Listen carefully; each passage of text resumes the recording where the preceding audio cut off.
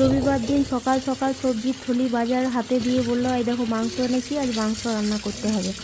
11টা মতো বাজে এখন। আমি স্নান টান করে পুজো করে মাংসটা নিয়ে চলে এলাম। ওদিকে আমি ভাতটাও বসালাম, আর এখানে আমি মাংসটা ভালো করে ধুয়ে দিলাম। খাসির মাংস, এর মধ্যে নুন দেব, আর নুন, রসুন আর সর্ষের তেল দিলাম। এবার পেঁয়াজটা কেটেও এর মধ্যে পেঁয়াজ দিয়ে দেবো, তো একটু বেশি করে পেঁয়াজ দিয়ে দেবো, আর এর মধ্যে আলু আর গোটা রসুন ওপর থেকে দিয়ে কুকারে 3খানা সিটি লাগিয়ে নেব।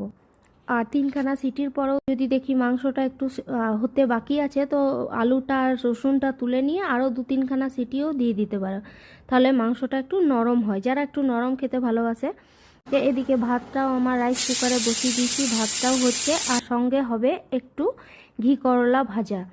এখন বর্ষায় কিন্তু সবজির অনেকটাই দাম বেশি আমাদের এখানে, তো একটু মতো ঘি করলা 4টে মতো নিলাম, 4টে ভাজা হলেই হয়ে যাবে। আর একটু কালো জিরে ফোড়ন দেবো, তাহলে কি হবে, ঘি করলাটা ভাজা হবে লাল লাল করে, খুব ভালো লাগবে খেতে, মাংসর সঙ্গে এটা ভালোই যাবে। তো এদিকে ঘি করলা বসিয়ে দিয়েছি, আর বাইরে কিন্তু মুষলধারে বৃষ্টি হচ্ছে। জামা কাপড়গুলো নিয়ে পড়েছি মুশকিলে, কোথায় এগুলো মেলবো, কোথায় মেলবো।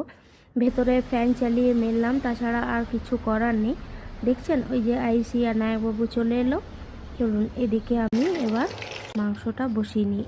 এখানে আলু রসুনটা আমি তুলে নিলাম, রসুনটা রাখলাম, আলুটা লাল লাল করে ভাজবো। আর ওদিকে কিন্তু মাংসটা একটু সেদ্ধ হতে বাকি ছিল, আরও 2খানা সিটি আমি দিয়ে নিয়েছি। এই দেখুন সুন্দর হয়ে গেছে। এবার এখানে আলুগুলো লাল করে ভেজে তুলে নিলাম, আর তুলে রাখলাম। এবার এই তেলের মধ্যেই টমেটো, একটু নুন, হলুদ, মশলা, জিরের গুঁড়ো এইগুলোই দেব।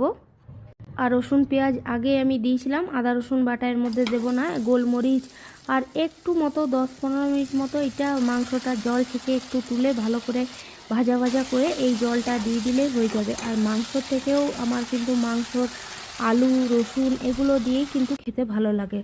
আপনারা রসুন দিয়ে রান্না করবেন, খুব সুন্দর হয়। খাসির মাংস রসুন দিয়ে অসাধারণ হয়।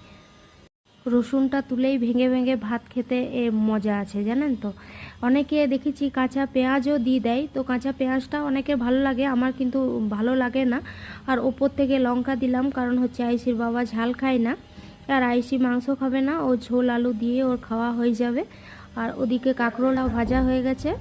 এই দেখুন খাসির মাংসের পাতলা পাতলা করে ঝোল, বৃষ্টির মধ্যে এইটাই রান্না। আর কাঁকরোল ভাজা, আর সঙ্গে 2 টুকরো পেঁয়াজ নিয়ে নিয়েছি, ওদের বাবা ওর মেয়েকেও দিয়ে দিলাম, এই সাইডে আমিও নিলাম।